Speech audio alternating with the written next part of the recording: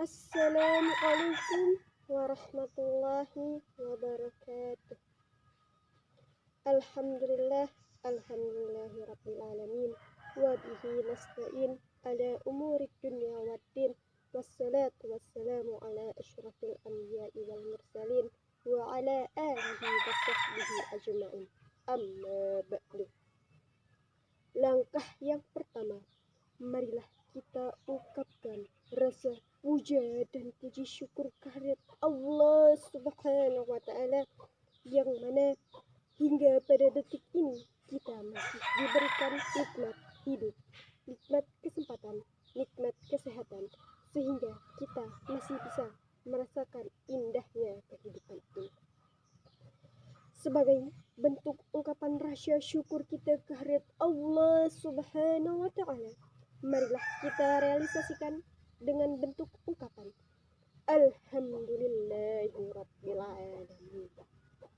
Yang kedua kalinya, sholawat beriringkan salam tak lupa kepada keruh junjungan alam, yakni Nabi besar Muhammad Sallallahu Alaihi Wasallam, yang mana telah membawa kita dari zaman jahiliyah menuju zaman Islamiyah, dari zaman kebodohan menuju zaman ilmu pengetahuan. Dan sebagai bentuk rasa cinta kita terhadap Nabi besar Muhammad Sallallahu Alaihi Wasallam, marilah kita realisasikan dengan sholawat satu kali. Allahumma sholli ala Sayyidina Muhammad wa ala ali Sayyidina Muhammad. Semoga kita semua termasuk umatnya yang mendapat syafaat beliau di akhirat. Amin, amin, Allahumma. Adapun tujuan saya berdiri di hadapan saudara-saudari bukanlah hanya untuk fashion show atau hanya menunjukkan diri, tetapi tujuan saya di sini adalah untuk menyampaikan sebuah materi yang berjudul zina. Apa itu zina? Zina adalah suatu perbuatan yang dilakukan oleh seseorang yang belum menikah, belum adanya ikatan yang sah, dan mereka telah melakukan hubungan suami istri. Zina itu terbagi menjadi dua, yaitu zina muhsan ataupun zina yang dilakukan oleh seseorang yang sudah menikah, dan ini adalah hukumannya dirajam ataupun dipukuli batu sampai benar-benar meninggal. Dan yang kedua adalah zina ghairu muhsan ataupun zina yang dilakukan oleh seseorang yang belum menikah.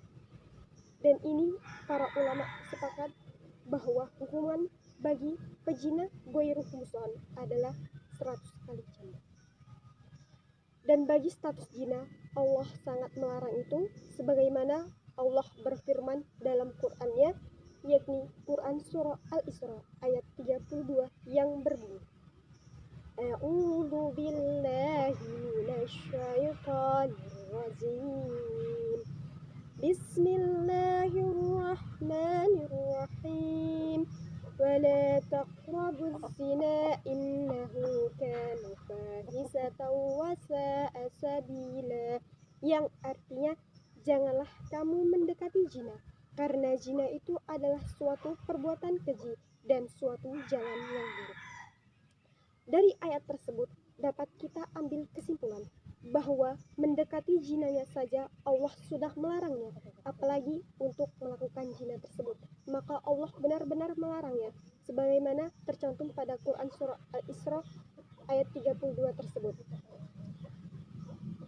Zina terbagi menjadi beberapa macam, yaitu zina mata, zina tangan, zina hati, zina pikiran, dan zina lisan. Zina mata contohnya kita memandang lawan jenis kita sehingga timbullah syahwat ataupun timbullah keinginan untuk berpacaran ataupun bermesraan dengan lawan jenis kita tersebut. Zina tangan itu contohnya adalah bersentuhan kulit laki-laki dan kulit perempuan yang bukan mahramnya. Dan sebagai muslimah yang sejati, yang insya Allah taat kepada Allah dan Rasulnya, sudah sepantasnya kita menjauhi perbuatan zina. Dan salah satu perbuatan zina di antaranya pada zaman sekarang yang sedang marak-maraknya adalah pacaran. Pacaran, ya, banyak di zaman sekarang. Para remaja-remaja sekarang yang pacaran, yang beranggapan bahwa pacaran itu hanya biasa yang dilakukan oleh seseorang yang memiliki rasa antara laki-laki dan perempuan.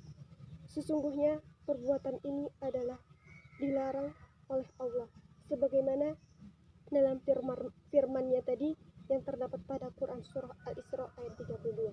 Allah telah menegaskan, jangankan memperbuat perbuatan zina tersebut, sedangkan hanya mendekatinya saja Allah sudah melarangnya.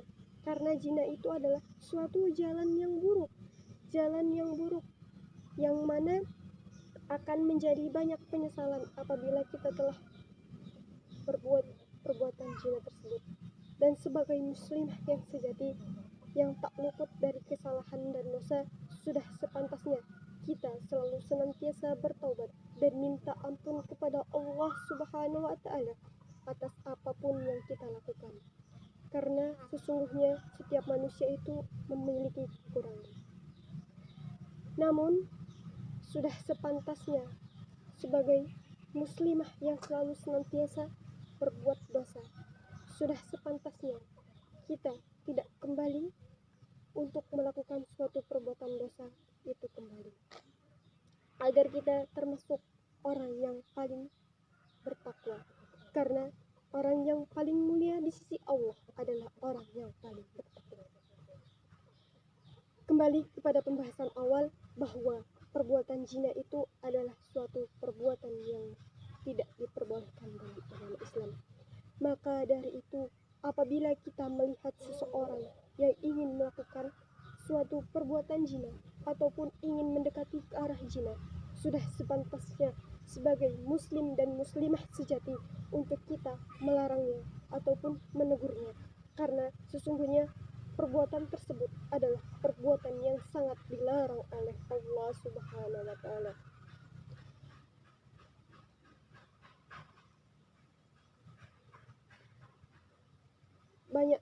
Banyak pada zaman sekarang orang yang sangat sulit untuk dinasehati, terutama dinasehati tentang agama. Banyak juga dari kita yang beranggapan bahwa itu adalah hal yang biasa. Sesungguhnya itu benar-benar hal yang tidak pantas ataupun tidak perlu kita lakukan. Karena Allah telah menegaskannya dalam Qur'annya surah Al-Isra bahwa itu adalah suatu perbuatan yang sangat-sangat dilarang. Maka dari itu, sebagai muslimah yang sudah tahu akan hukum perbuatan tersebut, marilah kita jauhi dan kita tegakkan agama ini agar kita menjadi manusia yang bertakwa kepada Allah Subhanahu wa Ta'ala. Mungkin cukup sekian yang dapat saya sampaikan. Kurang dan lebihnya saya mohon maaf. Kepada Allah saya mohon ampun, karena kesempurnaan hanya milik Allah dan segala kekurangan datangnya dari diri saya. Dan semoga apapun materi yang saya sampaikan pada kali ini dapat bermanfaat bagi kita semua, terutama bagi saya yang menyampaikan. Burung irian, burung cendrawasih. Cukup sekian dan terima kasih. Jalan-jalan ke unit 4. Jangan lupa membeli tomat. Kalau engkau umatnya Nabi Muhammad, maka jawab salam penutupan saya dengan semangat. Wabillahi taufiq wal hidayah. Wassalamualaikum warahmatullahi wabarakatuh.